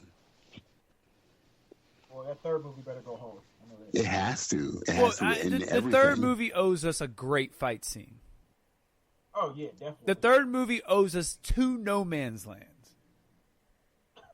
I mean, I'm just saying, like, because we were owed one here. No Snow Leopard either. Yeah, none of that. That was well, see that I know I'm being extra harsh this time, but that's what I'm saying, man. It could have been a World War II setting, dude. Nah. We didn't need that again. Yeah, I'm cool with the 84. I would have, because that's where she's at her best, you know. And by the way, it doesn't always have to be a D-Day thing, you know. There's other aspects of like World War II, but I just like, man, that whole stretch. They would have did though. That would have been a freaking go-to right there. Right, but there's other things. But man, that whole, maybe they could have done even Vietnam, but that whole like 70 years of her, it's just, it's so crazy to me. I'm like, man, there's a lot of shit that happened in 70 years. I'm like, what were you doing? I mean, see, that's the thing. That's the thing with movies too. When you have those gaps like that, and with superheroes and things that are established and people know stuff, because then you leave them like, well, wait a minute, what were they doing? You know, you're asking these questions, and yeah, they're hypothetical, but like you said, you're leaving gaps for people's minds to wonder and shit and stuff. So yeah, I get all that, because you want to bring out this shit in '84, dude. What were you doing with like Hitler was doing this shit with like in concentration camps? I was taking a long nap. Well, man, get out of here. A friend of mine, he posted a status saying, "Man, Wonder Woman, you just let crack run through DC like that in the '80s?" Yeah, dude. I mean, but that's funny, because that was a real life thing, and you're applying it to a fictional person. So it's funny, but at the same time, it's like, yeah, you know, I think some of those things could have been maybe further explored. Like you say, we showed the flashback scenes of Themyscira and her training. There could have been maybe some flashback scenes of, you know, throughout the decades. Maybe, you know, that might have gave us a little bit more backstory. Like, okay, here I was doing this, you know, this time this was happening, kind of, or you know, little newspaper clippings or something, you know. Or at least to show that she's down with the people. Have her like do the Soul Train like dance line in '84, dude. That would have been a really cool scene to see her doing the Soul Train with. Steve would have loved it. Steve would have got down. But having her do it and having her kill it too, though. Look, we already had Cameron Diaz at Soul Train. We don't need Wonder Woman at Soul Train. We certainly don't need Cameron Diaz to do any more Soul Train, so that's good. Please, no more. Last question about Wonder Woman 84. Was the little black girl in the mall a young Amanda Waller? Oh, hell no. Oh, dude, even Gina said hell no. Look at that. That was awesome. That better not be nothing about no Amanda Waller or nothing of the sort. Was that a young Amanda Waller keeping a secret of Wonder Woman for a time when she gets older to hunt them down? Oh, hold on. Why would you even pose that question, dude? Where did that come from? Just a random question. Was that from your brain? Because that makes a lot of sense if it was from your brain. It was from my brain. This is what happens when you train your mind. And when you train your mind and your body, you come up with questions like that. Hold on.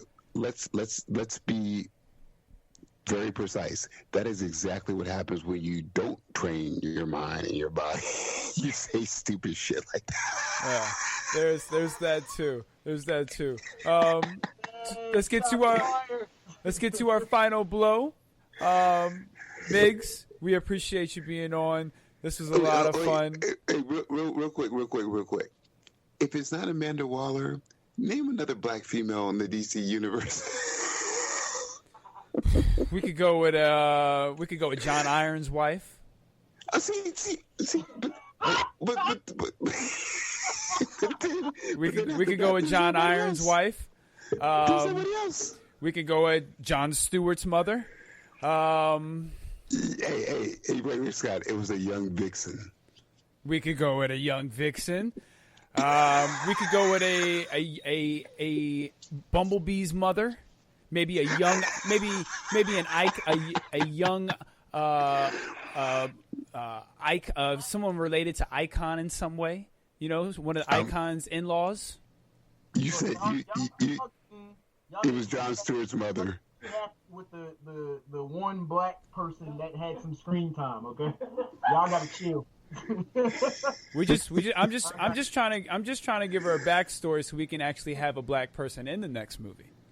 and the next DC movie. They have plenty of opportunities to put other people that aren't white in these movies, and they do what they do still. So. and by the way, she was not Cyborg's mom, so we're gonna. Okay, cool. I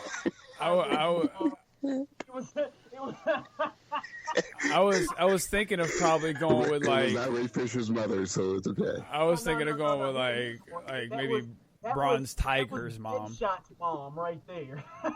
No, that's probably Deadshot's wife. Deadshot's mom, since Will Smith was Deadshot. There we go. It was a time loop, and it was actually Deadshot's daughter, so it's okay. So it's fine. It's weird, but it's okay. Well, or it could be Black Canary's mom, since Black Canary is also black in the DC. Oh gosh, why? Gina just said that mess. Look, Black Canary was light skinned in Birds of Prey. that girl wasn't light skinned. Gina. It was a mocha canary. Okay. Now she'd be too old. She'd be too old to be Black Canary though, because she gotta be what, 36 at this point. Yeah, she kind of like she's almost a gray canary, so it's fine. Well, I don't know if 36 is considered a gray canary. If that's a gray canary, Oz, what are you? Oh man. If 36 is the gray canary, I'm just okay. I just know I'm not a canary, so that's all I know. Well, we don't know that for sure, but Migs, we want to thank you for joining us. Please plug any and everything you have. Let everyone know where they can find you, all your socials, and give everyone your final blow. No doubt. Well, again, it's always a pleasure to chop it up with you gentlemen. I appreciate y'all having me on your show. I love coming on here. I love talking about this stuff. I got people in the background saying thank you to. I don't know what else they say. Whatever. Yeah, he appreciates Don Cornelius too. So, like I said, love, peace, and soul. This has been a great discussion. Anytime we can talk about movies or comic books, I'm there. So y'all hit me up. Like I said, I didn't think Wonder Woman was horrible, but I didn't think it was great. I'm looking forward to the actual home release. I'm pretty sure this will get a dope still book. So I got to get my still book. So I'll be on that. And you can find me. Movies with Migs is on Facebook. Movies with Migs is on Instagram. So please hit me up there. Follow me. I follow back. I interact. All that great stuff. And then our main site, of course, thefirelife.com. Come check us out there. All my written work is there in the entertainment section, and I'll have some reviews up here in the next few days. I'm gonna have the full review of Wonder Woman. I got a review of Promising Young Woman, and I also have my 2020 year-end review coming. I'm a little bit behind, but we're gonna get it cracking. All that stuff will be out by the end of next week, if not before that. So Make sure you check me out. To all your listeners, come check me out there. Any listeners that are movie buffs, I appreciate any and all movie fans. Come through, conversate with me, talk about movies, all that good stuff. I'm down for it. So bring it. And like I said, I appreciate you, gentlemen. You guys are awesome. I appreciate what you do. Y'all are doing great things with the podcast. And yeah, you guys just keep rocking, man. And like I said, I always appreciate when I can be a guest on your show. Much love to you. No doubt. Oz, before your final blow, Oz, let me ask you a question. What was your favorite food in 1984? Favorite food? Yeah. Oh, wow, in 1984. Oh, dude, that's a good one.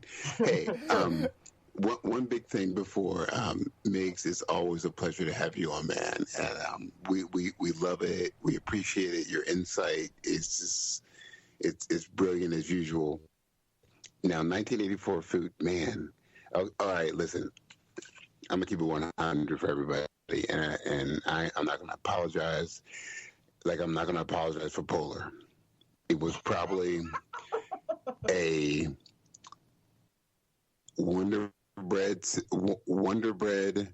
sandwich with Miracle Whip,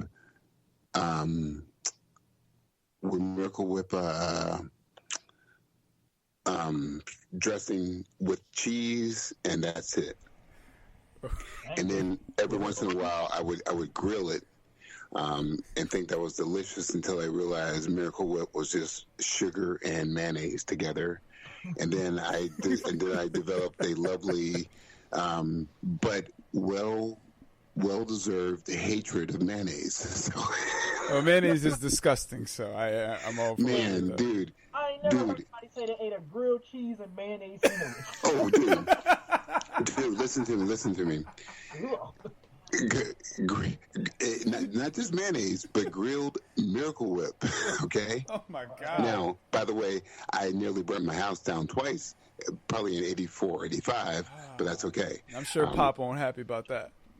Oh, yeah. Hey, when you get a chance, ask your dear Pops about I'm gonna his ask Dad son about that. cooking in the day. I'm gonna ask about that. Oz, before you get to your final blow, I wanted to play some theme music. I figured would be very fitting for today. Of course you are.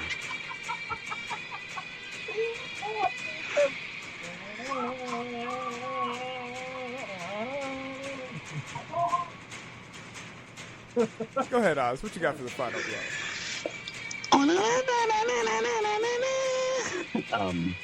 My final blow, man, Star Trek Discovery just finished their third season as of this week. It was a great ride again. I look forward to season 4. I do, and I am curious about how when HBO Max is releasing their box office movies for a month, how that's going to play out for the actual box office sales, especially with Wonder Woman 84 and how it's like mediocre response. But hey, this week has been. Let me just tell you this. Yeah. Wonder Woman is killing at the box office. See? Okay. Killing. Now, here's the thing, though. You have to remember. Overseas don't look at movies the same way we do. You know? And you got other countries and stuff that have a big response to things, and they love these movies. They don't look at them as critical as, let's say, Americans do, things like that. So, this movie streaked up big time. And I think we also have to give props to everybody else's response to the pandemic, because New Zealand has zero COVID, right. and so they're just we're going to the movie theaters, and so all these other countries are enjoying what we should have been enjoying at least 6 or 8 months ago. But that's whatever. But yeah, Migs, thank you for that. Yeah, so I want to see how the rest of this stuff plays out, because I wonder if Tenet would have had its day post all of this, if it would have did better, or just what's going on. So I look forward to seeing how 2021 plays out, because Jesus, this week has been crazy. But yeah, man, that's all I got. Word up. Yeah, for my final blow, first I want to start by wishing my lovely mother a happy birthday. As we record this today, it is her birthday. Uncle Oz's older sister. So happy birthday. Shout out to the Queen. Yeah, shout out to my Mrs. Ma Regular Scott. Yeah, regular mama. If it wasn't for the Queen, we wouldn't be graced with such a princess on this lovely show. It's one of the nicest things you've ever said to me, Oz. I meant Prince. Sorry. Well, it's not. Yeah, I appreciate that. Very nice. Yeah, shout out to my mom. Happy birthday to you. I would also like to say, really enjoying Schitt's Creek. I really enjoy Schitt's Creek. Stop talking about that show, dude. Man, I think it's a great show. I think it's fantastic. Hey, real quick, tell us why you like this show. I can tell you that David is probably David Rose. He's probably the main character, and he writes the show. He is one of the most likable TV characters. Is he the father? No, he's the son. Okay, gotcha. Yeah, okay. He's bi. He likes men and women, and you see that play out on the show. And he that dude is just hilarious, man. Like, he is a genuine guy. I don't know, man. It's just something about it where you really root for all these characters, and it's has some of the best character growth I've seen. Like, the first season, you hate all these people, but it's funny. And then when you get to the third season, you're like, man, I want to see all these people succeed. It's crazy. You hate the billionaires, but then by third season, you're rooting for the billionaires to get their money back. You're rooting for them. It's crazy, man. Yep, sounds like America. It's a great show. I really enjoy. Before we go, I'm gonna need you to check out Promising Young Woman so we can talk about that, because I know you like that crazy stuff. I'm gonna need you to go check that movie out. Oh, is that another weird one? Well, it's not weird, but it's freaking nuts. Okay. All right. Hey, Migs. Hey, actually, before we go, have you heard about that? Oh my gosh, she's in all these like sci-fi movies, but it's from the makers of Atomic Blonde. But she's in this like World War II movie where she's in a bomber plane. Who?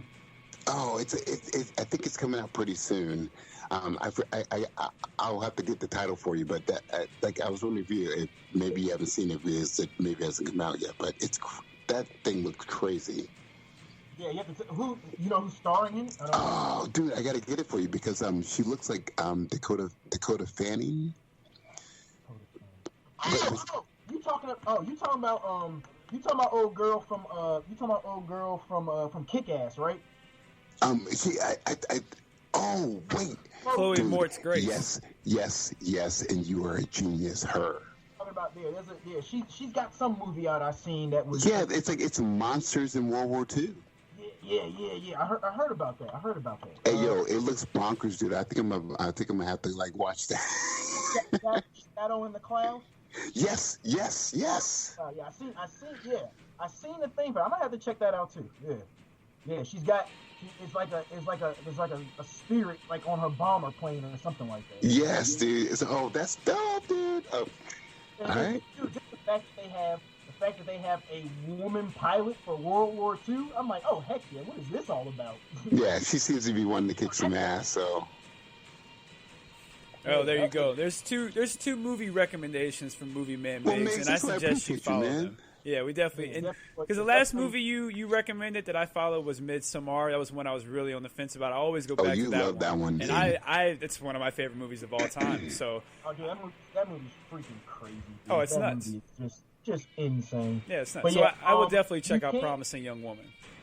Yeah, if you can't make it to a theater, it's going to be on demand or streaming. I want to say, it said it starts streaming like the 12th or the 14th, something like that. So if you don't get a chance to see it in the theater, then check it out. Check it out though, and get back to me because I want to. I want to have some discussions about that movie. Well, you know, I'm a Fire Stick guy, so I'll be able to see it. Oh God, dude, you gotta stop telling people that, man. Hey, look, I ain't mad at you. I ain't mad at nobody dropping that Fire Stick. I got Fire Stick. It's all good. Okay, good, because I still want the feds to come scooping down to your house, dude. So you know. Well, you know, while we're talking about, you know, me being kind of cheap and whatnot, I did find a loophole in HBO Max. I have a free trial that I was able to still watch Wonder Woman on without having to pay. I do pay for Hulu because that's $4.99, so that's $5. I can afford that. Yeah, and I got the free trial for $4.99. It's nope. Okay. I do not mind a 30-second commercial. Two 30-second commercials in an hour show. I do not mind that at all. So I got the free trial for HBO Max to watch Wonder Woman 84, so I'm going to enjoy that for the next week, and then I am out of HBO Max until the Snyder Cut. Yeah, I'm regular Scott. I buy 2-ply toilet paper so I can split it in half so I have extra rolls. Dude, stop being so cheap, dude. Listen. That's not a bad idea. I might start doing that. But until then, Oz, tell me when you talk to him next time. Stop being so cheap for the things you love, bro. Okay, I will. Will you tell me when you talk to him next time, though? I think I can do that as usual. Okay. Good people. I'll have a new battery by next show, and you know, peace and chicken grease.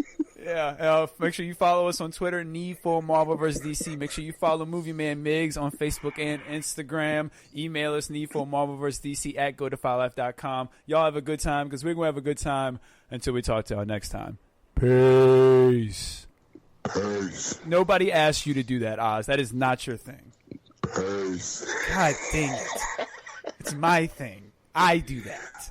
Love, peace. No! Oh yeah, that works. You could do that. You are Don Cornelius. This is